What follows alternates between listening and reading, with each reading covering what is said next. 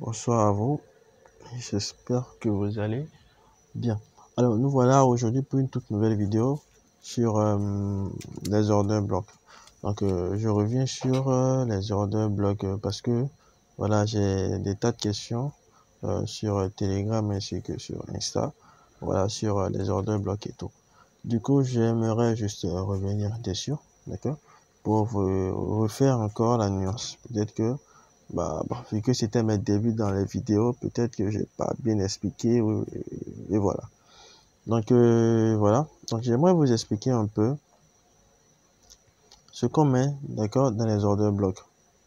Alors voilà, lorsqu'on parle en fait d'order block, d'accord, order block, ce sont les, comment je vais appeler ça, c'est les institutions, je vais dire, d'accord. Les order blocks, c'est les institutions, d'accord. Pour faire terre à terre, ce sont des institutions. Maintenant, quand on dit institution, c'est quoi? Qu'est-ce que les institutions veulent faire à ce moment? D'accord. On parle d'order block haussier et on parle d'order block baissier. D'accord. Quand on parle d'order block haussier, c'est quoi? C'est que les banques, d'accord, les banques les institutions, je vais dire pas forcément les banques, les institutions ont vendu avant d'acheter, d'accord, pour un order block haussier. Du coup, on va voir, je vais prendre le rectangle, je vais retracer, voilà, là.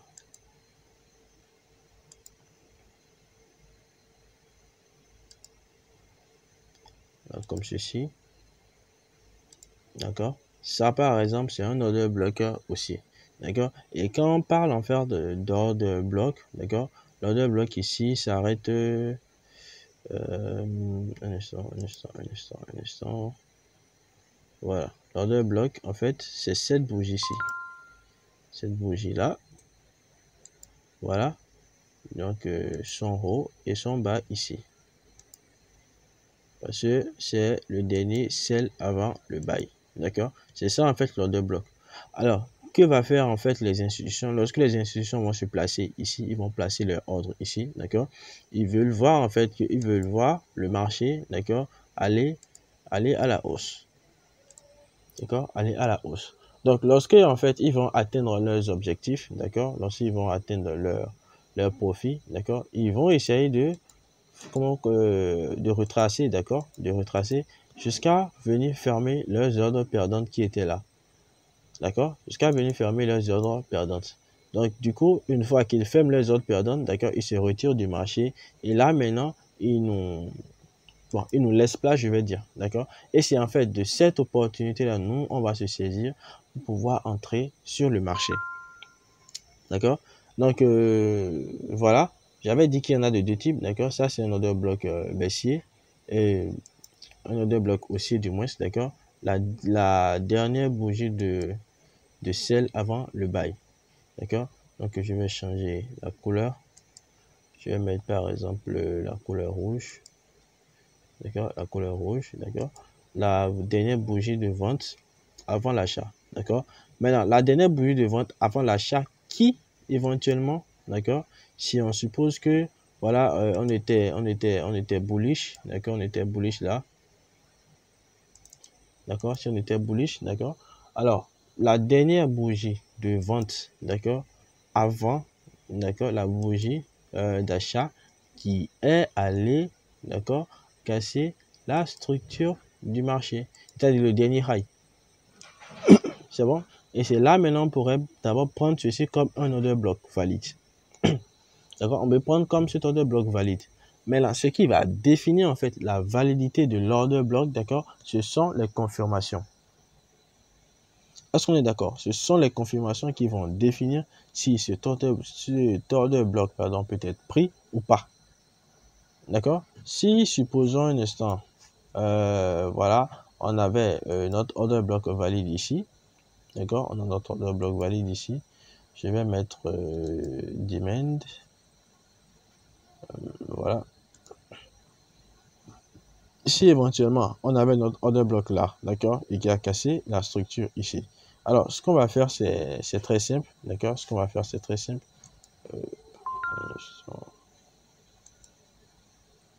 Voilà, c'est bon. Alors, ici, j'avais dit qu'il y avait cassure. Il y avait un BOS là, donc je vais mettre le BOS. Je vais mettre le BOS là. Alors là, c'est bien, d'accord. Alors, maintenant, lorsque le marché va retracer, une fois que le marché, d'accord, se rapproche maintenant de l'order bloc, c'est quoi en fait le travail qui vous reste à faire? C'est d'observer comment est-ce que le marché a quitté là, d'accord, a fait le retracement. Et une fois le marché déjà proche de votre order block, c'est à vous de voir quels sont les types de confirmations que je dois observer et qu'est-ce que le marché me montre que je peux utiliser à mon actif pour pouvoir entrer en position. Alors, si c'est que nous sommes là, par exemple, vous savez bien que le marché ne va pas juste dire, on ne va pas se dire, ben voilà, le marché fait un high, d'accord, un low, un higher high, d'accord, et on casse la structure ici, et voilà, un autre bloc est là, parfois on vient, on met un buy limite et on TP directement le high. Non, en fait, certes, on dit qu'on veut trader de la simple et meilleure des façons pour avoir un risque bas, mais non, quand même. On peut pas, si on se disait que voilà, on cherche un autre bloc forcément là, d'accord, le prix revient dedans, le prix va taper et puis le prix va repartir. Si c'est que c'est comme ça, d'accord, je crois que même les banques auront peur des traders particuliers. Vous voyez? Du coup, il y a beaucoup de choses, d'accord? Il y a beaucoup de choses avant maintenant de prendre une position sur un order block, d'accord? Alors, ici, qu'est-ce que vous devez observer en temps normal? Une fois que le prix se rapproche, d'accord? Une fois que le prix se rapproche, je commence directement, si c'est que vous, bon, au cas où vous allez suivre la vidéo, d'accord? Vous allez noter que pour valider d'abord un order block ici, il faut d'abord la cassure du dernier high, d'accord? Après la cassure du dernier high, lorsque le prix se rapproche en fait de l'order block, d'accord? Comment est-ce qu'il se déplace? Est-ce qu'il se déplace sous forme de liquidité, d'accord? Est-ce qu'il se déplace sous forme de liquidité? Est-ce que voilà, il nous montre des schémas de liquidité? Parce que c'est tout ça en fait qui vont contribuer à valider votre order block, d'accord? Alors, voilà, on connaît tous la règle. Lorsque le prix vient, d'accord? Le prix vient dedans, le prix fait ça, d'accord? Bon, on va dire ça. Il fait ensuite un low, d'accord? Il va casser là, il vient là, et voilà, on cherche à take profit, d'accord? Le dernier high. C'est toujours ça on fait en fait. Lorsque voilà, vous arrivez à prendre position, d'accord? Lorsque vous arrivez à prendre position, vous cherchez à TP le dernier high, d'accord? Du retracement ici d'abord. Si vous voulez sortir en successful take profit, d'accord? Alors ici, lorsque le prix se rapproche de l'order block, alors qu'est-ce que nous observons? On a un low, un high, d'accord? Un low à low, et paf, le marché a cassé le high ici. Le marché a cassé ce high. Alors, après la cassure, ça nous laisse maintenant le plein privilège, d'accord, d'observer notre POI ici.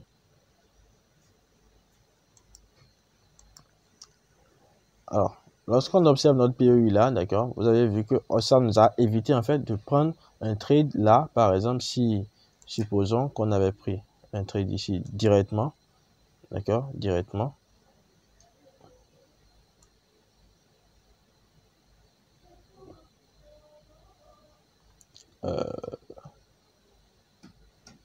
Bon, voilà, si on avait pris un trade directement, voilà, ici, on aurait target en fait, d'accord, un TP pour un risque ratio de, bon, voilà, pour un risque ratio de 1 pour 3,27, d'accord, un risque ratio de 1 pour 3,27. Je ne dis pas que ce n'est pas bon, c'est déjà très bien, d'accord, c'est déjà très bien, un risque de tu risque 1 pour 3, et c'est déjà bon.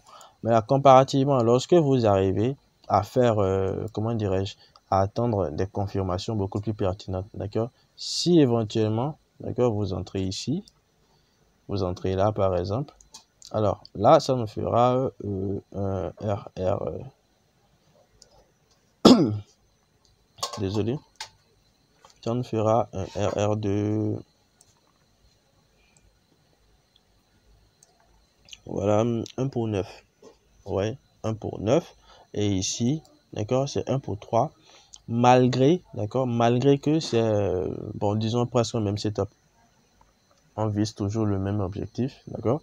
Alors, vous voyez que avoir beaucoup plus de confirmation, c'est très capital avec les order blocks. C'est comme ça, en fait, que vous ne pourrez que valider les order blocks.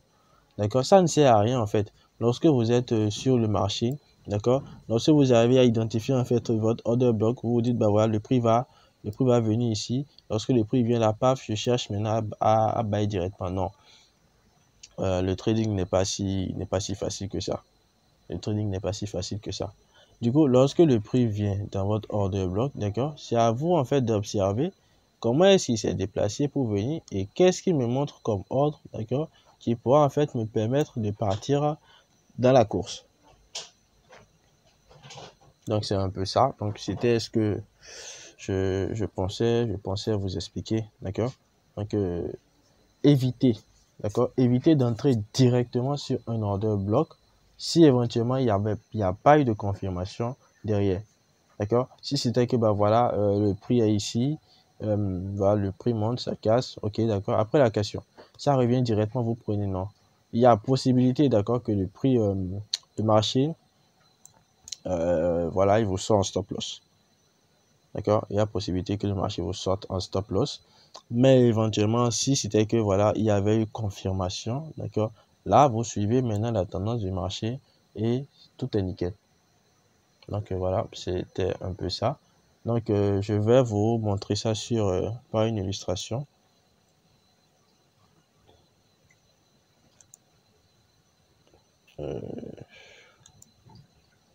Voilà. Donc je vais vous montrer ça directement.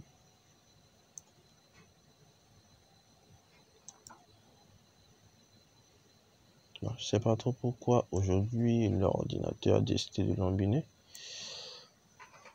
Mais bon, il fait ce qu'il veut. Moi, je m'en fous. Alors, je vais juste essayer, d'accord, d'identifier un order block et on va voir, d'accord, comment est-ce que le prix du marché s'est comporté. Certes, le prix peut venir au niveau de votre order block, d'accord, et si vous n'entrez pas et que le marché, d'accord, va dans votre sens, c'est bon. En fait, ce n'est pas la peine, en fait, de chasser le prix, d'accord, ce n'est pas la peine de chercher à chasser le prix, non.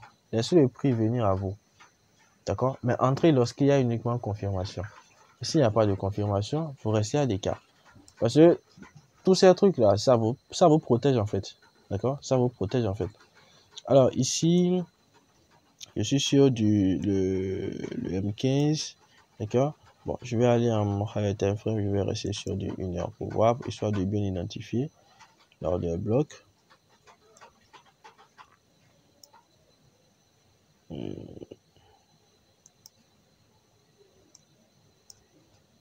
Voilà. Là, c'est intéressant. Alors, qu'est-ce que nous avons ici? D'accord? Qu'est-ce que nous avons là? On voit que ici, c'était un lot. D'accord? Un lot. Donc, avant ce lot-ci, on avait, d'accord, donc un petit high là, un low là. Donc, vous avez vu avec les mèches là, il y a le petit high low à l'intérieur. D'accord? Si on était sur de 15 minutes, on aurait pu déterminer en fait, voilà, la petite structure qu'il y avait à l'intérieur. Donc, ici maintenant, d'accord, nous avons notre order block ici. D'accord? Un order block, pourquoi? Voilà, un order block, pourquoi? Parce que le marché a cassé le précédent lower high qui était là. D'accord? Donc, après la cassure du lower high, le marché a retracé. Alors, le marché a retracé, d'accord? Cela ne voudrait pas dire qu'on peut entrer directement. Est-ce que vous comprenez? On ne peut pas entrer directement. Donc, on va d'abord, d'accord, en lower time frame pour observer des confirmations type. D'accord? Pour observer des confirmations type. Et ce sont ces confirmations-là maintenant qui nous diront, bah voilà, si éventuellement on aurait pu entrer, d'accord? Mais si c'est qu'il n'y a pas eu de confirmation, ce n'est pas du tout la peine. D'accord? Ce n'est pas du tout la peine.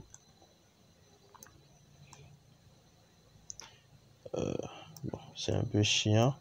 Quand le PC lambine comme ça m'énerve. Bon, bizarrement, c'est quand je vais sortir de nouvelles vidéos que ça me fait ça. Mais bon, bref. Alors, on voit que le prix est venu, d'accord, dans l'order block. Alors, lorsque le prix venait, qu'est-ce qu'on a pu observer? D'accord, on avait un high là, un low ici, un high et un low là. Donc, on peut voir que sur ce high là, d'accord, on a la cassure. Donc, on va prendre ça comme un high. Donc là, il vient à l'intérieur. Une fois à l'intérieur, d'accord, bon, là, on peut ne pas partir, d'accord, parce que c'est pas obligé d'aller en lower time frame et observer quoi que ce soit là. Parce que notre dernier lower high, en fait, il est ici. D'accord, il faut en temps normal, d'accord, la cassure du lower high d'abord, d'accord, la cassure du lower high d'abord, d'accord, et espérer maintenant le marché revenir dans le nouveau order block, d'accord, qu'il aurait laissé. Et là, le nouveau order block, en fait, le voilà là. Ouais, le nouveau order block, le voilà là. Et là, maintenant, d'accord, on peut voir que le marché a cassé ce lower high. Le marché a cassé, d'accord, le grand higher high maintenant, d'accord. Alors, ce à quoi on s'attend, en fait, d'accord, c'est que le marché retrace maintenant. Parce que là, on a déjà une confirmation que le marché, d'accord, s'en va, d'accord, dans une tendance toujours haussière. Et là, on va s'attendre à ce que le prix vienne à l'intérieur. Maintenant, la particularité des order blocks, c'est encore quoi? Avant les order blocks, il doit avoir en fait de l'imbalance. D'accord? Il faudrait que le marché cherche à combler de les imbalances. D'accord? Ce qu'on appelle souvent le déséquilibre du marché. D'accord? On peut voir ici, d'accord, que il y a un peu d'imbalance qui reste là, d'accord? Et que le marché peut éventuellement venir chercher à fermer. D'accord? Alors, si on attend le fait que voilà, le marché vienne fermer ses ordres, alors cela voudrait dire que lorsque le marché viendra à l'intérieur, d'accord, déjà qu'on a une confirmation que le marché continue, d'accord, la tendance à la hausse, là directement, si le prix venait là, d'accord, là moi je me placerai direct là, d'accord, là je me placerai directement là.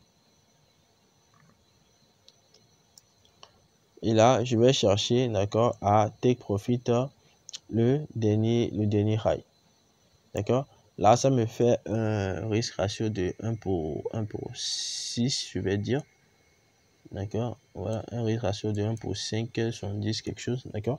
Et là, voilà, je me place directement. Maintenant, si c'est que le marché redescendait de cette façon, d'accord? Le marché redescendait de cette façon. D'accord? Donc, lorsque le prix, en fait, viendra au niveau de l'order block, d'accord?